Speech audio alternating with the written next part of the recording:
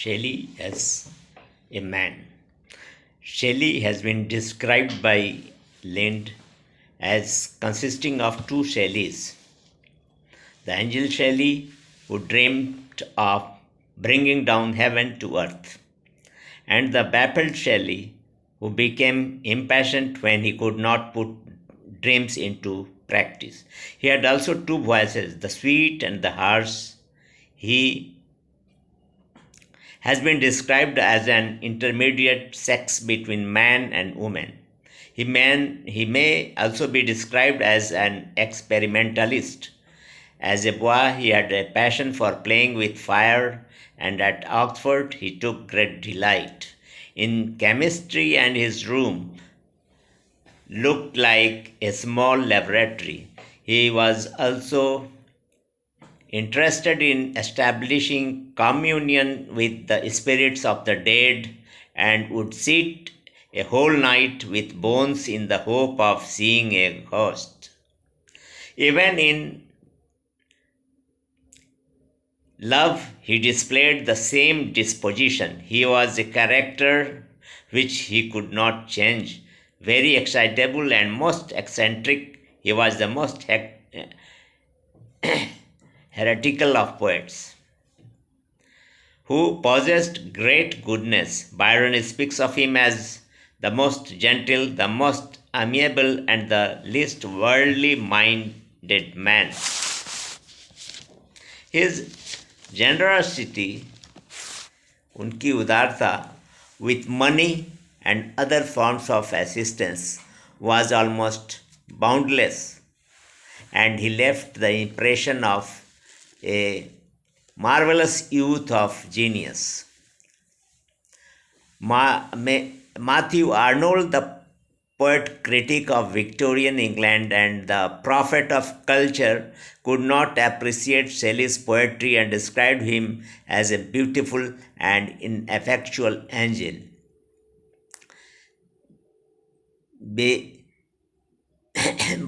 Beating in the void his luminous wings in vain.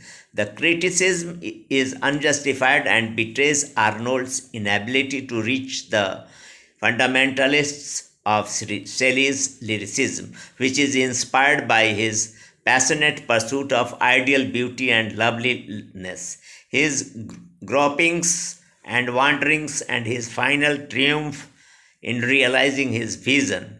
This pursuit is both metaphysical and altruistic. Shelley puts his finger on a very real plague spot of his contemporary life.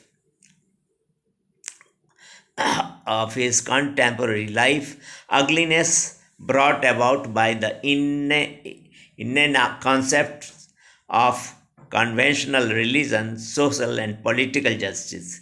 He castigates and flays his contemporaries for their failure to ensure true social, political, and religious justice. But then, as a supremely imaginative lyrical poet, he does not set about drawing the blueprint for reforms. On the other hand, mystically and metaphorically, he applies himself heart and soul to the pursuit of the one ideal beauty and love, which he is which is confident, if realized, will usher in a new millennium on the earth.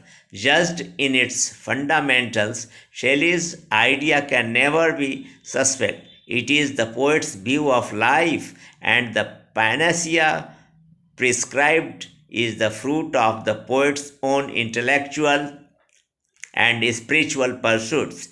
It is now more than 100 years after Shelley's death that we are feeling how sound his idea was and how much we wish that we had today another Shelley to lift the groping and miserable humanity of today from its slow despond. The poetic works of Shelley shows the union of the zeal of a reformer with the vision of a philosopher. His poetry, therefore, occupies a unique position and is distinguished by the following features. His great relationship, born with a national dislike for all forms of tyranny, he wanted to liberate humanity from all types of constraint. He wanted to reform the world and to bring about a golden age. For this, he used his eloquence against the kings, priests, and stale conventions which were a dead weight upon the life springs of humanity. He wanted to create a society with no class distinction,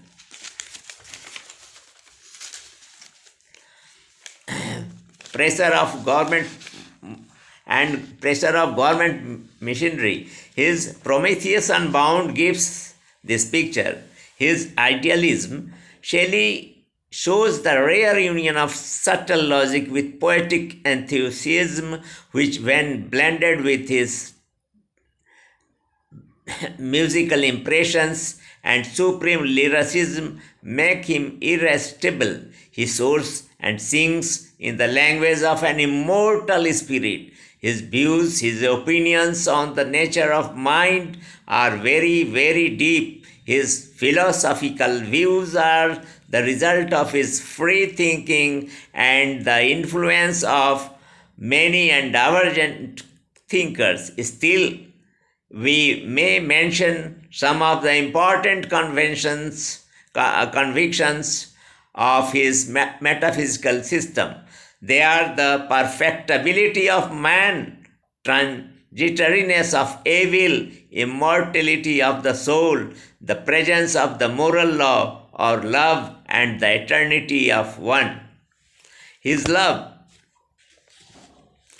With Shelley, love was beauty and beauty was love.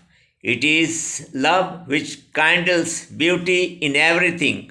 No poet felt more keenly the power of love in shaping human destiny, yet his conceptions of love was intellectual. Love to him represented a hunger of the human soul for a complete identification with a sister soul, whether in man or woman. His whole life may be described as a search for that unreal ideal woman who is at once a sister, a female leader of man, and a sexual mate.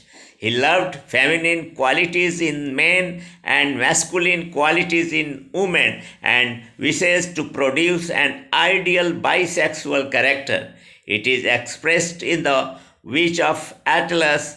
This explains his curious attitude towards women who crossed his path. In the beginning, they are incarnations of ideal love but soon degenerate into a load. His concrete heroines combine masculine energy and intellectual with feminine grace and gentleness. His attitude towards ideal love is full of impatience against restraint and passion for unfettered freedom in love. As a love poet, he differs in all these respects from Byron and Keats. His concept of beauty as a poet of beauty, Shelley is a clear contrast to Keats and Wordsworth. Shelley's world of beauty is a manifestation of love, but it is love which makes loveliness itself more lovely.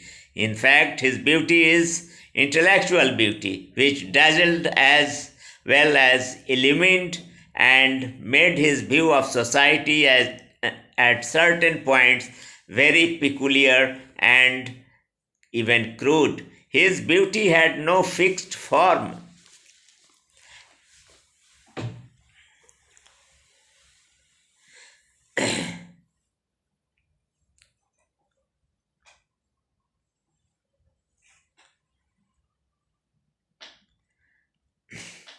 It meant a constant flowing energy Hence, his worship of beauty was his worship of freedom. Even his imaginary of ugliness was only another way of his love of beauty. Whatever roused his anger was ugly for him, and whatever appealed to him, to his feelings and I agreed with his ideas was beautiful. As a poet, both of love and beauty, Shelley was greatly influenced by Plato, whose metaphysics profoundly colored his ideas.